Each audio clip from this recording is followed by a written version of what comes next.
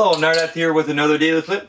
Today we're going to be talking about what got me into flipping and my early days in my flipping career. Shout out to Billiam for giving me the idea for this Daily Flip. I didn't have an idea today, so he kind of gave me this idea. So, battle songs. I think my first introduction to battle song was when I was in the Navy. There's a cook that I sailed with, invited me over to his house every now and again, and he had sailed to France in the past and got one in France, and it was just now that I think of it, it's kind of like my 13-inch CCC, but in a standard size battle song. And it felt back then, it felt like a quality battle song, but now I know that it was basically a CCC. But I would just go into his house and he showed me how to do basic opening, like, so I basically did that for a couple hours at a time when I went to see his house. And basically the first time I seen one in a store in the States, I bought one, right? So one summer 2009, we sailed to Boston. I think I talked about this a little bit, but I'll talk a bit more detail, I guess. But we sailed to Boston at the beginning of summer, around May, and I went into the store. There was a store in Quincy Market in Boston, downtown. I can't remember the name of it. Someone definitely can tell me. Write it in the comments, please. I don't think that store is closed. I think it's closed now. Someone told me that it was closed now. But I went in there and there was a whole bunch of knives, throwing cards, switchblades, all these cool stuff. Like I was never really into knives before. So people ask me if I own different weapons. No, back before that time, yeah, I liked swords and stuff, but I never really owned them. I never really wanted to spend the money on them because they were just objects to me back then, and I'd rather buy a skateboard or guitars, or spend my money on booze and stuff. So I never really spent money on stuff like that. So when I went to the store and I seen the Benchmade 42 was $300. They had the Morpho, which was like $280. The 32, not even the 51, the 32. They had the Kimura 1, and then a bunch of CCCs and a bunch of Baron songs. So basically, the first time I went in there, I bought the cheapest one. I bought the Barops, or the Baron song. I call it the 3-inch clip point, which is the knife I'm flipping now. I still got it. It's very cheap. It's very shitty. But I mean, it's still one shape, and it's cracked. The safe handle's cracked, and I can't really latch it anymore because the part where it goes in is well, actually I can latch it now, but it's very tight, right? Because the two sides are really squished against each other, and I don't really flip it. I don't flip it ever. This is the most I've flipped it since probably I bought the Kimura 1. I use it mostly to scrape out my bowl, my bong bowl, to scrape out the resin at the bottom. So I went in there, and then basically as soon as I got it, it became my favorite pastime. It trumped every other pastime I had. So I used to play video games. I kind of put the video games down. I used to play guitar a lot, and I put the guitar down. I used to skateboard. It just became flipping. That's all I did. I was just flipping all the time, flipping on ship, flipping. No one on ship really cared. They, basically in Canada, people don't really know what it is, right? So everyone calls it a switchblade. Oh, is that illegal? Yeah. And then people don't brush it. As long as I don't go around shaking people don't give a shit. As long as I don't go around flashing everyone, as long as I go to the CEO and hey, sir, look at this illegal, prohibited weapon that I'm owning right now and that I'm flashing in front of you. People are sensible and are not going to give you much shit for something that you're smart about, right? So, I basically back then I wasn't really into learning more stuff. I was just shagging around, doing basic openings, maybe some ice pick openings, but I didn't really know much about it. And then we ended up sailing to Boston again that summer, you know, a couple months later. And I was like, shit, I want to buy a quality one. So I went back to the store and I got the Kimura 1. So Kimura 1 is a good knife. I sold it to someone, can't remember his name. But that ended up getting me, what did I get after the K1? Can't remember.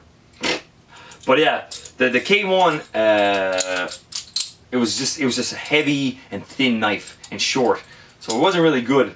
But so I kind of regretted buying the K1.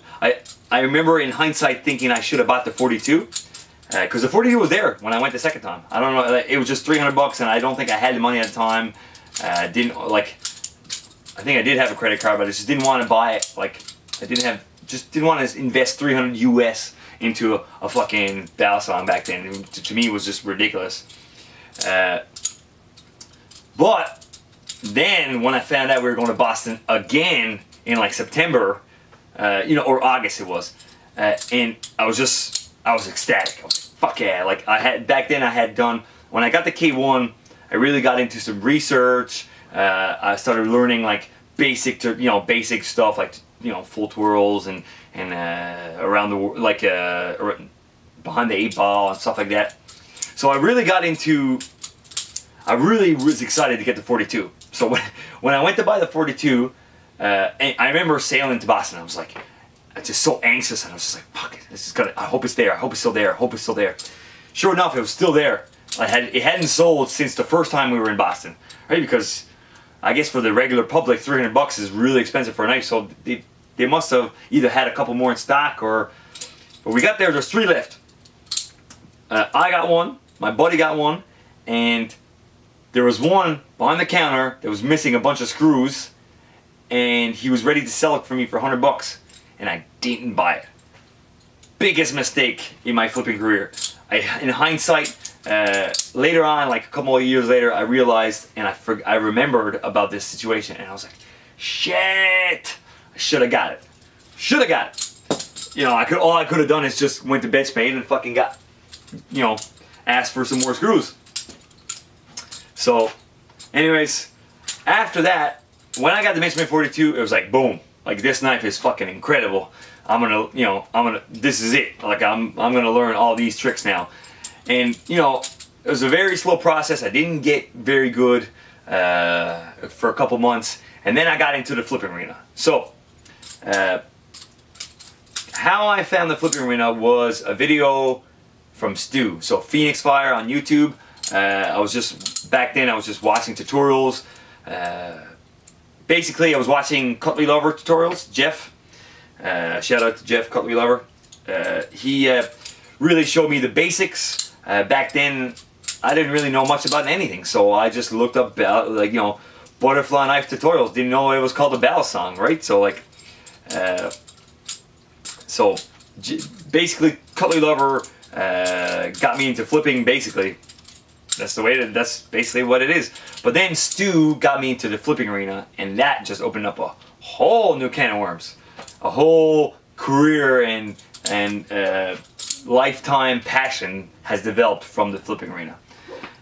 Basically, I didn't start my account on the flipping arena till like Christmas of that year. So 2009, the Christmas 2009, I made an account, and then as soon as I made an account and I found out that there was a ladder and there was challenges, I just jumped right into it. And then I did a couple battles, and back then it was like boom, boom, boom, battles every fucking week. And it, you know, it was constant, and you know, I learned making battle videos. You really pushes your limits, right? So you don't know what your opponent's gonna do. You gotta go and make your nicest, most intricate routine on video and make a cool video out of it to beat your opponent. So you get to see yourself as well, so you get to correct yourself, and you need to polish your shit. So you need to practice, find a routine, build a routine, and practice the fucking living shit out of it so that it's perfect. Now, in retrospect, I didn't polish my shit. Back then, I made some pretty sloppy videos, and that was just me being a smurf, right? So everyone goes through that phase, and I'm glad I was out of it. The instance where I started developing myself as a flipper was FATOC 11. So basically, I talked about this before. It's 5 weeks of just one round per week, and it really pushed me then. And then when I got third, it gave me a super big boost of confidence. And then I started doing my first set of daily flips. So back then, I did 6 months, all right, 6 months every day I post a video on YouTube. And I would just, you know, and I pushed myself really hard to like make a new combo every time. Not a new trick, a new combo. So a trick is the full twirl, right? A combo is full twirl to behind the 8-ball to helix aerial to, you know, backhand catch. That's a combo. So I would make new combos that I had never seen before, basically every day. And I put my standards so high that it really developed myself and my style as a flipper. And I realized that, for one, aerials was my favorite thing, and then diversity and creativity was very much my strong points. And I just took it and ran with it. Anyways, this video is about to make another, so I'm gonna let you guys go. If you have any questions about my early career, let me know. Thanks for watching. If you're still watching these every day, all day until the end, you're awesome. Thanks a lot, man. Peace.